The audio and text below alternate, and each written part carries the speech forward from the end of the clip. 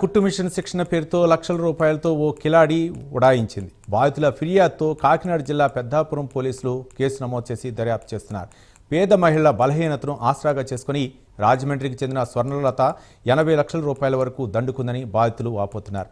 స్వర్ణలత అనే మహిళ రాజమహేంద్రవరం కేంద్రంగా ఓ స్వచ్ఛంద సేవా సంస్థను స్థాపించి కాకినాడ జిల్లాలోని కాకినాడ, జగ్గంపేట, కాట్రావుపల్లి, జగ్గంపేట మండలం, రాఘంపేట, పెద్దాపురం ప్రాంతాల్లో ఉచితంగా కుట్టు శిక్షణ, మగ్గం వర్క్పై శిక్షణ ఇప్పిస్తానంటూ బాధితులు చెబుతున్నారు. సదరు మహిళ పెట్టుకున్న ఏజెంట్ల ద్వారా ప్రతి మహిళ నుంచి 4,500 రూపాయల చొప్పున వసూలు చేసిందని ఆరోపిస్తున్నారు. పెద్దాపురంలో సుమారు 150 కుట్టు మిషన్లు ఇవ్వకుండా మోసగించిందని బాధితురాలు అర్పణ చెప్పారు. పోలీసులకు ఇచ్చిన ఫిర్యాదులో పేర్కొన్నారు. రాజమహేంద్రం వెళ్లి ఆమెను నిలదీసినా ఫలితం లేకపోవడంతో పోలీసులను ఆశ్రయించినట్లు తెలిపారు. సదరు మహిళపై చర్యలు తీసుకోవాలని బాధితురాలు అర్పణ డిమాండ్ చేస్తున్నారు.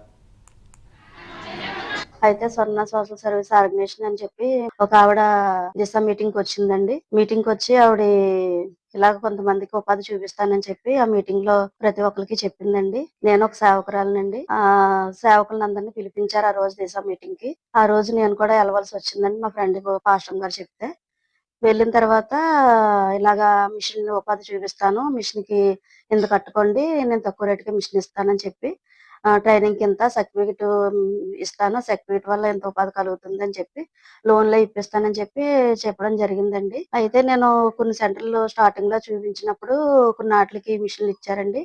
తర్వాత నుంచి నా 4 సంవత్సరాల నుంచి ఆవిడ మమ్మల్ని ఇబ్బంది పెడుతుందండి. ఆవిడ కనిపించట్లేదు, జనాలకి సమాధానం ఏమి చెప్పట్లేదండి. నా తరపున నేను కట్టించింది తుని, కాట్రలపల్లి, జడ్రాంగపేట ఈ వాటిని కలిపి నేను దగ్గర దగ్గర నేను 7 లక్షలు కట్టడం జరిగిందండి.